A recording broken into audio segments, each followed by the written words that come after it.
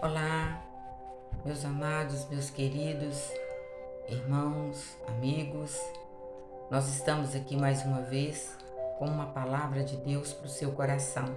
Eu sou a evangelista Sônia e antes de ler aqui a palavra, gostaria de pedir para você que ainda não se inscreveu nesse canal, se inscreva e nos comentários você pode deixar também um pedido de oração e eu estarei orando por vocês. Não esqueça de deixar o seu like, amém? Que Deus te abençoe. No evangelho que escreveu João, no capítulo 14, está escrito assim: Não se turbe o vosso coração, credes em Deus, credes também em mim. Na casa de meu pai há muitas moradas. Se não fosse assim, eu lhe teria dito: vou-vos preparar lugar.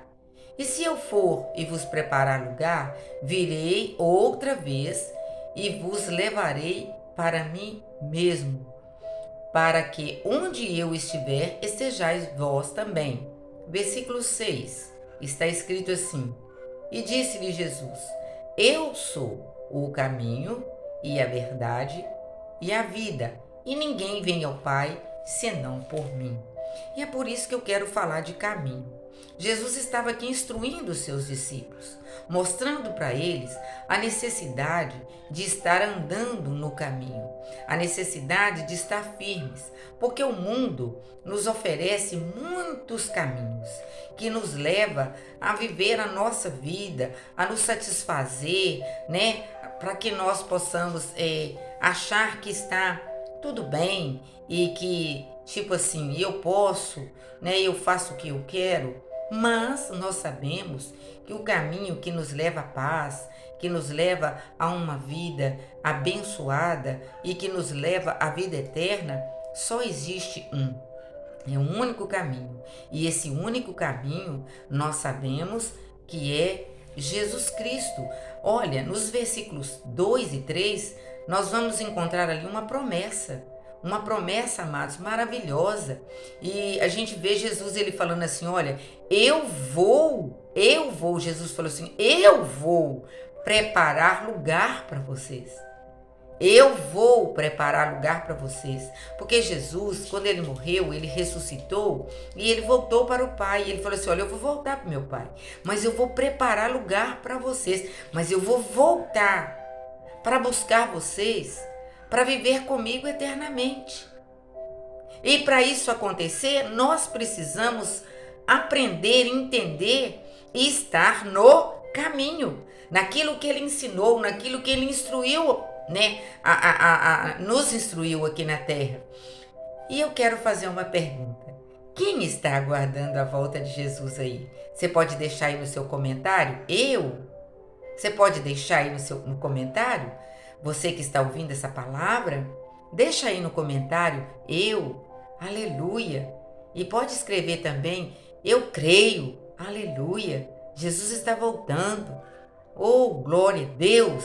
Olha, se você crê, eu quero falar para você que você não precisa ficar com medo das coisas que estão acontecendo, não é? Tantas tragédias, mortes, doenças, né? Pestilências, enchentes, destruição, perdas, né? Nós estamos vendo em todas as áreas da vida, tudo complicado, família, né? A moral, a política, finanças. Ai, tá ficando tudo tão difícil, mas o Senhor está falando: não tenha medo, não tenha medo.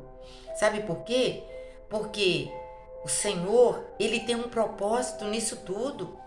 E um dos propósitos do Senhor é essa promessa de estar nos preparando. Nesse texto que nós lemos de João, no capítulo 14, você vai encontrar ali um jovem chamado Tomé que fez uma pergunta. Ele fala assim: olha, Tomé fez uma pergunta: não sabemos para onde vai e como saber o caminho. Ou seja, ele já estava andando com Jesus, ele já tinha visto os milagres, as maravilhas do Senhor Jesus, ele viu cura, ele viu libertação, ele viu Jesus ressuscitar mortos, tantas coisas, e ele ainda estava perguntando: quem é esse caminho? Às vezes você não sabe, Você ainda está na dúvida, mas eu quero falar para você. Jesus ele respondeu para Tomé assim, olha, se você não conhece a mim, como conheceu o meu Pai? Jesus, ele é o Verbo encarnado, como está escrito em João, no capítulo 1 do Evangelho que escreveu João. Fala assim, olha, no princípio era o Verbo estava com Deus, e o Verbo era Deus, e o Verbo se fez carne e habitou entre nós. Aleluia! Glória a Deus! A Bíblia traz algumas comparações de caminhos que nós precisamos observar. Em Mateus, no capítulo 7, a partir do versículo 13, vem falando de dois caminhos, duas portas. Fala do caminho estreito, fala do caminho largo. Fala que a porta que nos leva para a vida eterna, que é o próprio Jesus, você vai ver em João, no capítulo 10, versículo 7, Jesus falando, o caminho é estreito, e poucos são aqueles que permanecem nele ou aquele que anda nele. Não é fácil, amados, porque andar no caminho que é Jesus, andar com Jesus, andar nos ensinamentos de Jesus, exige de nós renúncia, exige de nós, sabe, uma visão ampla de buscar o reino de Deus em primeiro lugar. Ainda em Mateus, no capítulo 7, versículo 24, nós vamos ver ali de dois alicerces. Olha, escutar, ouvir, falar significa prudência. Construção significa, você construir na rocha. Mas ali nós vimos ali um homem sensato e um insensato. O homem sensato, ele construiu a casa dele, o alicerce dele, a base dele na rocha. Quem é a rocha? Jesus Cristo. Mas o insensato, ele construiu a casa dele, a vida dele na areia. Aí veio o vento, vem a chuva, jogou tudo no chão. Porque tudo que nós fazemos sem a direção de Deus, sem estar no caminho, sem estar, voltados para aquele que nos criou, nós vamos perder. Porque aqui no mundo tudo é temporal e Jesus está falando de vida eterna. Aleluia! Nós ainda vamos ver em Mateus, no capítulo 25, nós vamos ver ali a parábola de 10 virgens, 10 moças, 10 jovens que estavam ali preparadas, esperando o noivo com as suas lamparinas acesas. Mas tinha 5 delas que não foram prudentes, não tinha reservas para suas lâmpadas. E o que aconteceu? O noivo bateu na porta. A Bíblia fala que à meia-noite bateu a porta, não foi?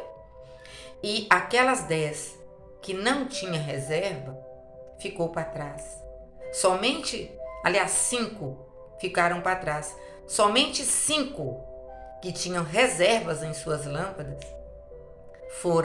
subiram com o noivo. Jesus está falando, se eu voltar, na hora que eu voltar, se você não estiver no caminho preparado, cheio da graça do Espírito Santo, no temor, no tremor, na obediência, aleluia, não tem como eu te levar. Queridos, nós ainda vamos ver em Mateus, no capítulo 13, versículo 24, a seguir, está falando do joio e do trigo, são 2 sementes. A palavra vai falar que quando o semeador, ele plantou ali o trigo, e ele foi descansar, e de repente, quando ele voltou, que ele foi olhar ali, tinha crescido o trigo, mas o joio cresceu junto.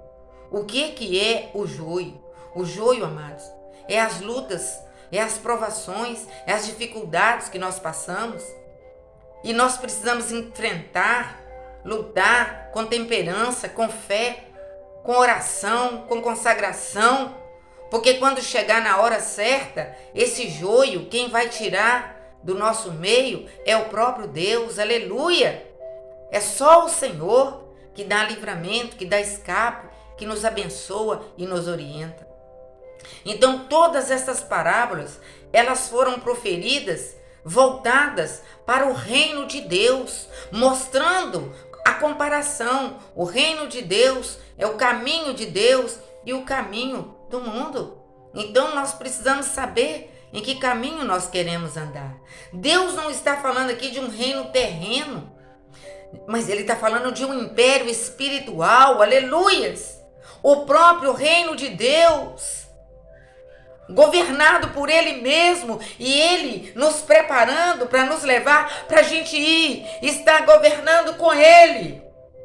Aleluia, glória a Deus! Então o convite que eu te faço agora, entra no caminho que nos leva a Deus. Confesse Jesus como Senhor, como Salvador da sua vida. E você vai contemplar a glória de Deus. Esse é o caminho que eu apresento para você agora. Jesus Cristo. E Ele te ama. Ele morreu no seu lugar. Pagou o preço dos seus pecados. Mas Ele vai voltar. Ele vai voltar. E Ele quer te levar para estar na glória com Ele. Jesus te abençoe. Se essa palavra falou no seu coração, mais uma vez eu te peço, deixa aí o seu like, compartilhe e deixa aí um comentário. Amém? Deus abençoe.